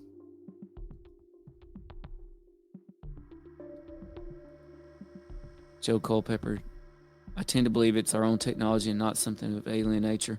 They're just not ready to tell us all about it yet. And hey, this reminds me, we've got the drone situation happening. And there's connections to these drones. I don't know what exactly. And I think there's a lot of disturbing aspects to the drone story, to be honest. And we had another military consultant friend of the show. They messaged us during one of these Pentagon briefings. And we've talked to a lot of military experiencers and whistleblowers, people like Matthew Roberts from the Gimbal and Go Fast incident. And before some of these drone incidents, we would have put 0% chance that it's us doing it to us. But some of these Pentagon briefings, our other consultants have texted us, say, the more we listen to this briefing, the more it sounds like it's us doing this to us, which is just shocking and interesting. It doesn't mean there are not some UAP, NHI things at play here. Anyone with information willing to put it in public should do so from a country with no extradition treaty with the U.S. From Iron Punk. I did really track the part about missing hard drives. I may know that. I've taken so many notes, but that was very interesting, and that has been a part of many stories too. Many of these issues, like Matthew Roberts from the Gimbal Go Fast incident. Hey, somebody came on board, retrieved all that data, gone. Same thing happened, by the way, with the Malmstrom incident. Bob Salas joined All Things Unexplained. From Wampum, Pennsylvania, everything seemed legit. Are you seeing any drones out there in Pennsylvania? Good comment. Shame he ignored it. I'm not sure which comment. Let me know. I don't know if it's me that they think ignore the comment. I don't know. I'm looking at as many as I can here. Whether they shouldn't come out with anything that is substantially compelling. Whatever story Mr. Barber has was unfortunately overshadowed by Ross's sensationalism. Disappointing for the UAP community. But you know what? I understand, though. I've been a little bit involved with some television stuff. And we've had a lot of the folks from Skinwalker Ranch on All Things Unexplained. So I do understand the sensationalism part of it. It kind of takes both. Like when you're dealing with these documentaries and things, you want to be able to present the truth, but you also need people to tune in and you need advertisers. And so it's a catch-22, right? And so there definitely is going to be some sensationalism involved. We understand that. But I think we have to stay focused on the heart of the matter here, and that's the UAP part here and the data and the people involved and their stories. Why would anyone put themselves through this pain and exposure to lie? Now that is a great point, Curtis. That's something we've brought up before. Doesn't make any sense, right? Thank you again to all the folks who have made super chats and super stickers tonight and who have subscribed, liked, and commented. We really appreciate you. All Things Unexplained is 100% free. It always has been. It always will be. Knock on wood. Knock on wood. Okay? But that's a great point, and that's one of the things I brought up about Travis Walton. We've had Travis Walton on the show. And you know, Travis Walton, something happened. And his co-workers were about to be charged with murder. Okay, this was no joke. For Travis Walton and his co-workers to invent this, the same thing, by the way, for Bob Lazar and many of these other whistleblowers and experiencers, for them to invent this on the notion that at some point in the future, 10, 20, 30 years later, they might make some money off of it. I think it's absurd. I think it's absurd, right? Why would anybody do this? Make a mockery of themselves, become a joke? That doesn't make any sense whatsoever. You have spoken before about the anti-gravity propulsion. This would explain the lack of visitable propulsion. Again, this could be why the egg shape is classified, because it is so anomalous in terms of propulsion, that sort of thing. Thank you. Oh, and that was from George Winters. Thank you. Thank you, CeeLo, Joe. Yes, Travis Walton is legit. One of our favorite guests, let me tell you. And here's another thing about Travis Walton and other whistleblowers and experiencers. Travis Walton, Matthew Roberts, Bob Salas. This is quite common, and this is happening with Jason Sands right now. And this is why I was actually really appreciative of what happened on News Nation tonight. They really let this guy talk and tell his story. Even the most hard to digest stuff for the general public, they let him put it out there. Well, so many of these whistleblower stories, when it gets to the documentary, when it gets to the TV show, when it gets to the movie, they really compress it into the most palatable parts for the general public, right? Like Bob Salas went on to have shocking encounters after the Malmstrom incident. He was a UFO abductee. He was abducted by aliens who performed wild experiments on him. Sorry, I dropped my pencil. If you missed that part of what happened to Bob Salas, check out our show. But it's wild, right? But you'll never see that on any of the documentaries about Malmstrom. Matthew Roberts, of course, has had many issues since the Go Fast and Gimbal encounters. We've had astrophysicists on this show who have told us off the air of shocking things, shocking parts of their story, but they dare not reveal it to the public. Paranormal parts of their story. Paranormal. And they're on to talk about astrophysics.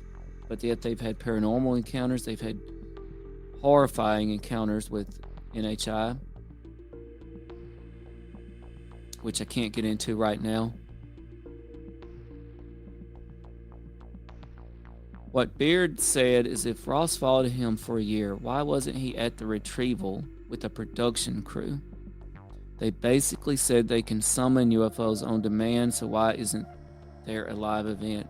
you know what? They might be working on one. These CN5 encounters, they're really interesting to me.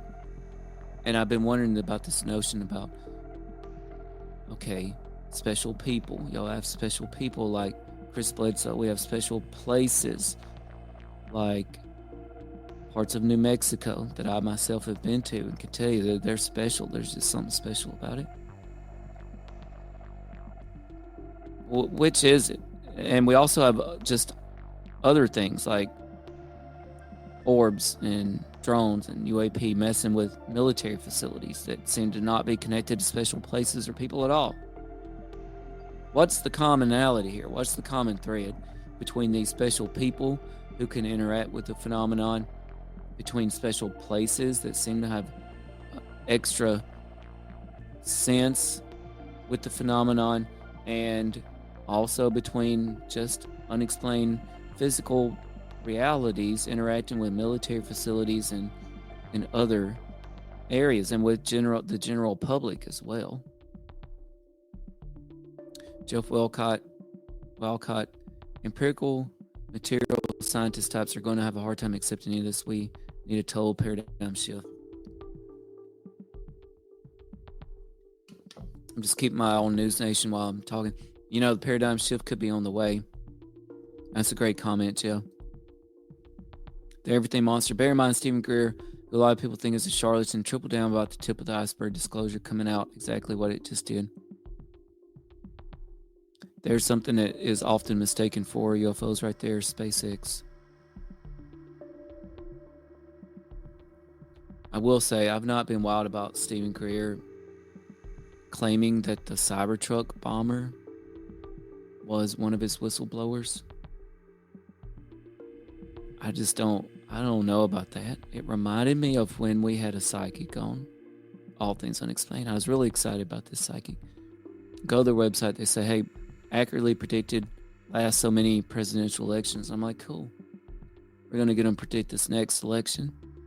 Then I see the fine print, retired. They retired, no more presidential election predictions. Man, what a real. They do dream interpretations. I'm like, oh man, this is going to be cool. We'll get listeners to tell their dreams. We'll get some live interpretations. No, they retired. Don't do that anymore. What? So I just have an issue with taking recently deceased people and saying they were about to do something with you. And I'm not a big fan of that. I just realized you were military. I got to stop talking. Don't know who you have on your page. I'm not military. I want to point that out. Maybe Trill's talking to somebody in the chat, but we do have military friends and advisors of the show who we really appreciate, and we're always appreciative of their service. Beard Fortune 1, friend of the show, often joining us. Just want to say I believe the subject, I live near Lake and Heath. Oh, here we go. And I've seen this stuff, but tonight was a grift for that company he promoted. I believe Beard is referring to Skywatcher. Ross is not a journalist. Any real journalist would in touch.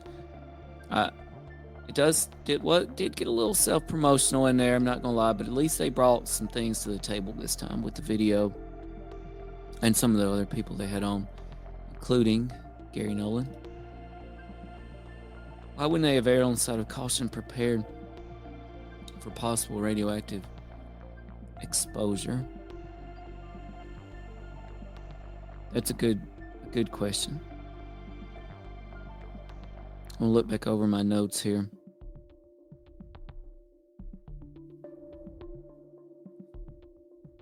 Again, I'm really intrigued at the CE5 turn of this. Taking a psionic team out with this Skywatcher. And by the way, has anybody heard of this Skywatcher organization before now? And summoning, I've been using that word for a little while. Chris Bledsoe style UAPs. Very, very interesting. Including a dogfight at some point.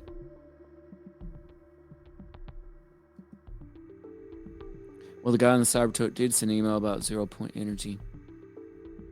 That's true. And, you know, a lot of people out there were giving Sean Ryan a hard time, too, saying he made a big mistake putting this manifesto out there, and somebody famously or infamously got a lot of attention for saying that was not real, that it did not come from the Cybertruck guy. But then the FBI did confirm that, yes, indeed, it did come from the Cybertruck guy. And we have a lot of respect for Sean Ryan, what he does.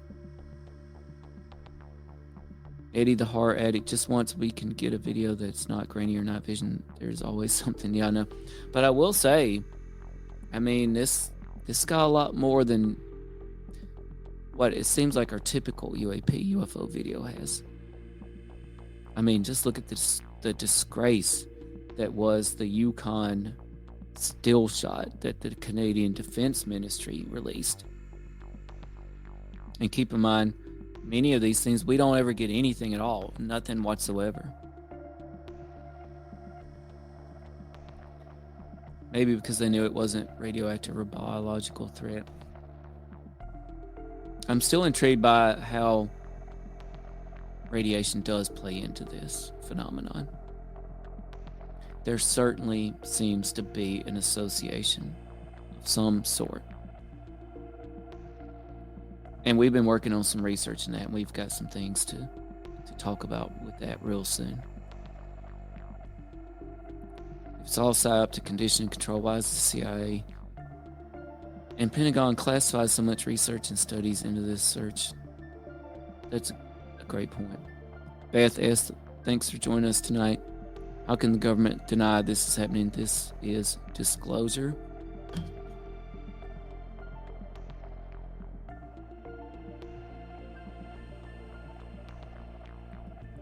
Military has a record of putting its people at risk. I will say, though, I feel like at baseline, military service certainly is a risk. Major Matt Mason, thank you for joining us tonight. All right, I don't think Ross is going to come back on tonight. I really appreciate everybody for joining us. Thank you so much. If you get a chance, we appreciate it if you could subscribe. Also, like and share this video. It really helps us defeat the algorithms that try to suppress the truth that we are trying to get out there. And we don't really like to tell people what the truth is. We want to put the information out there. We want to put the data out there. We believe in the power of independent thinking. We believe in the power of individuals to research, to look at the data, to analyze the data, and make up their own mind. And we appreciate all of you. Let me get myself back up on here. Also, we appreciate all the folks who decided to super chat or super stickers tonight. Thank you so much. Scott Campbell, if there's a new video, will you play it for those of us just tuning in? Scott, this is live, but it's also been recorded. So somebody put the timestamp. I think it was the first time they showed the video was at 9 minutes on our timestamp. And we went live immediately with the Ross egg story. So as soon as I go off the air tonight, it's still going to be available on our YouTube at All Things Unexplained and on our X as well. On X, we're AT Unexplained, at AT Unexplained. Let me see if I can put, here we are. At AT Unexplained on X. So you'll be able to pull this up on our X and on our YouTube. That's a great question. Scott, thank you. Oh, again, shout out to our friends over at SEQUFOW in Queensland, Australia. I think Southeast Queensland. So I'm pretty sure they set up live cams out there in the middle of nowhere, Australia, and just skywatch and let's see what happens. And they capture some amazing videos out there in the land down under. Scott, you're welcome. Goran, thanks for joining us. Nathan, thanks for joining us. Did they come from Kroger or Walmart? Maybe Harris Teeter. Southeast Queensland UFO Watch. I knew it. Check them out, everybody. Friends of the show. They've been with us for a long time. Thank you for the stream. All Things Unexplained, Major Matt Mason. First time watcher. Hey, thank you. Subscribe. We really appreciate that. Thank you so much. Oh, and also, everybody, please check out our friends over at Strange Invaders, that UFO show, UFO Busters, also in Australia. Hey, guys. Happy UAP Disclosure Day from Dolph, Sydney, Australia. Great people in Australia. Great people also trying to get to the bottom of the phenomenon out there. Subbed also, Dabsol. Thank you so much.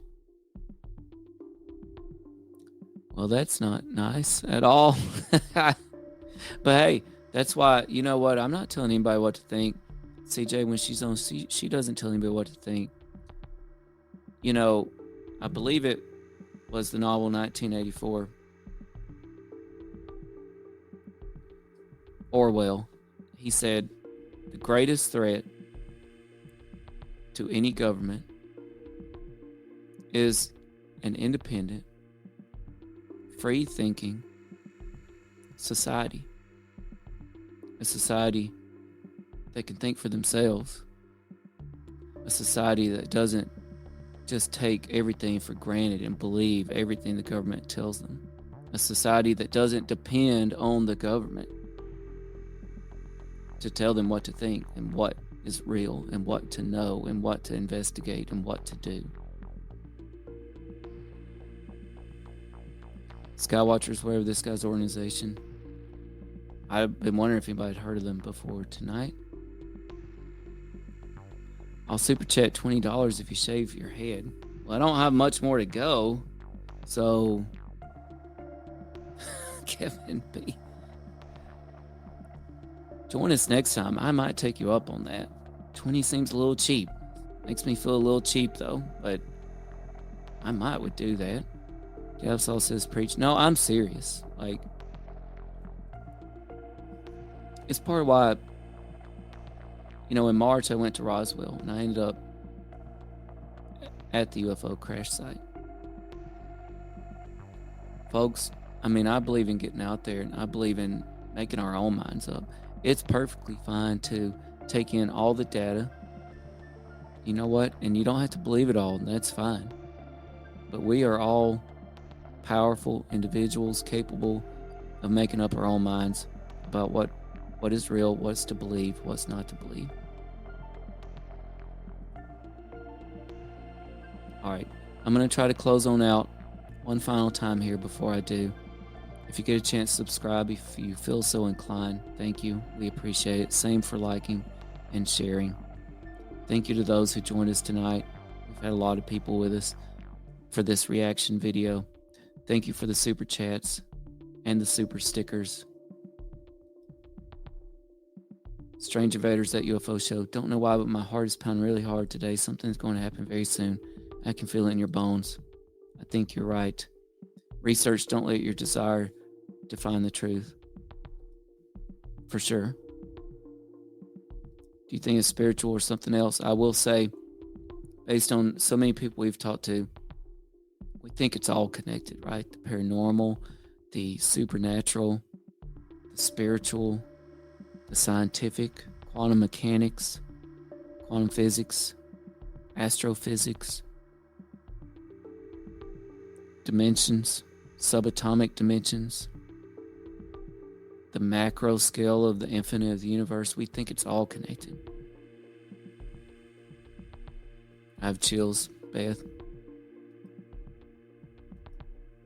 George Winters, friend of the show, thanks for the show. All information is good. We can all decide what we believe.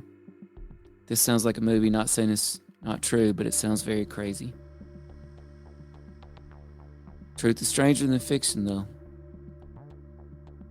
That guy's obviously had a DMT breakthrough. Maybe so. Don't go. Keep talking, please, Strange Man. Well, I tried to get some of my co-hosts to join me. That would make it a little easier to keep talking. But we're going on 2 hours now. Getting late here on East Coast time. We appreciate you, Strange Invaders, for joining us tonight. Maybe next time I'll shave my head for a super chat live on air. I don't know about that, though. I kind of got this thing going on, with the whole 718 on Beast Games in my head and everything. So we'll just have to see about that. If you haven't checked out Beast Games on Amazon Prime right now, I'm on it. I'm contestant number 718 on Beast Games. Episode 0 is on Mr. Beast YouTube. So shout out to them.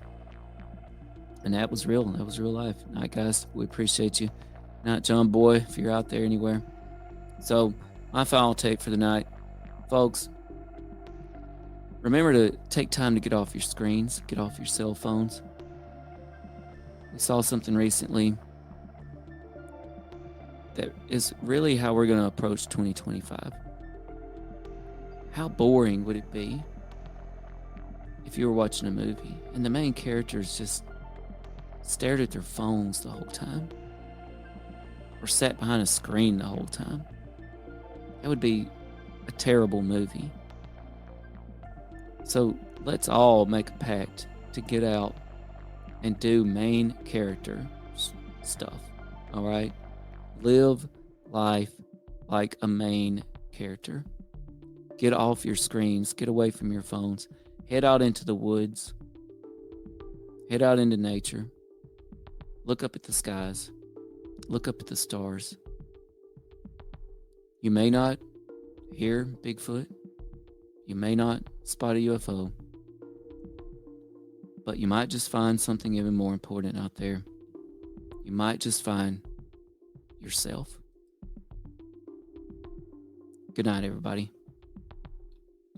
Let's see if I can find our outro. Here it is. All Things Unexplained. What's your hot take on Travis Taylor?